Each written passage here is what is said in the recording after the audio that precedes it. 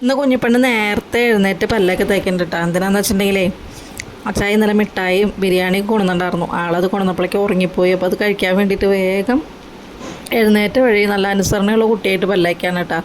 പല്ലേച്ച് കഴിഞ്ഞത് ഈ ആൾ വേഗം കണ്ണടച്ച് കൈ നീട്ടി പിടിക്കാൻ മാമിച്ച് കയ്യിൽ വെച്ചായോ സർപ്രൈസ് ആയോ എന്നും പറഞ്ഞുകൊണ്ട് ഞാൻ മിഠായി കൈ കൊടുത്തു കേട്ടോ. പുള്ളിക്കാരിക്ക് മിഠായി എന്ന് വെച്ചാൽ ഭയങ്കര കൊതിയാണ്.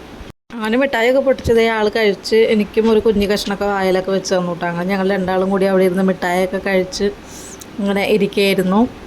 അപ്പോഴേക്കും ചെറുക്കൻ എനിക്ക് വന്നിട്ടുണ്ടായിട്ടോ. അപ്പോൾ അവനെ വേഗം പല്ല് തേച്ച് ചായയൊക്കെ കൊടുത്ത് ആൾ ടി വി കണ്ടിരിക്കുകയാണ്.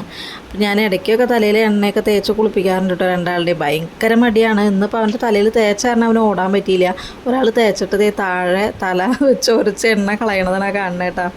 ഇന്ന് പിന്നെ എനിക്ക് പ്രത്യേകിച്ച് വലിയ പണി ഉണ്ടായില്ല കേട്ടോ. കാരണം ഇന്നലെ ബിരിയാണി വാങ്ങിച്ചപ്പോൾ തന്നെ അവൻ പറഞ്ഞിട്ടുണ്ടായിരുന്നു സ്കൂളിലേക്ക് എടുത്ത് വയ്ക്കണമെന്ന് കൊണ്ടുപോകാൻ വേണ്ടിയിട്ട്. അപ്പം ഞാൻ അവന് വേണ്ടിയിട്ട് ചിക്കനും ബിരിയാണിയൊക്കെ കുറച്ച് ബാലൻസ് എടുത്ത് വെച്ചിട്ടുണ്ടായിരുന്നു കേട്ടോ. അപ്പോൾ അത് ഒന്ന് ചൂടാക്കി ലഞ്ച് ബോക്സിലാക്കി കുറച്ച് ചിക്കനും കൂടിയായിട്ട് കൊടുത്തു വിടുന്നുണ്ട് കേട്ടോ. അപ്പോൾ ആൾ ഭയങ്കര ഹാപ്പിയാണ് ഇന്ന് ബിരിയാണി കൊണ്ടുപോകാനും. അമ്മച്ചി ബിരിയാണി കഴിക്കുമ്പോൾ എനിക്ക് ഓക്കാനം വരില്ല, ചോറിനുമ്പോൾ ഓക്കാനം വരുന്ന പറയണ കേട്ടോ. അങ്ങനെ കൊച്ചിനതേ പറഞ്ഞു വിട്ടു. അവനിന്ന് കളർ ഡ്രസ്സൊക്കെ ആയിരുന്നു കേട്ടോ. അങ്ങനെ കൊച്ചിനെ വിട്ട് കഴിഞ്ഞിട്ട് ഞാൻ ദേ പേരയ്ക്ക പറിക്കാൻ പോവാണ്. അപ്പുറത്തെ വീട്ടിലാണ് കേട്ടോ.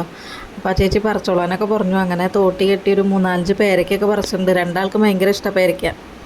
അങ്ങനെ പേരയ്ക്കൊക്കെ പറിച്ച് ഞങ്ങൾ വന്ന് പിന്നെ പെണ്ണിനെ കുളിപ്പിച്ച് അവൾക്കിത് ബിരിയാണിയൊക്കെ കൊടുത്തു കേട്ടോ. അങ്ങനെ അവളിരുന്ന് കഴിക്കുകയാണ്. അപ്പോൾ ഇത്രയേ ഉള്ളൂ. ടാറ്റാ.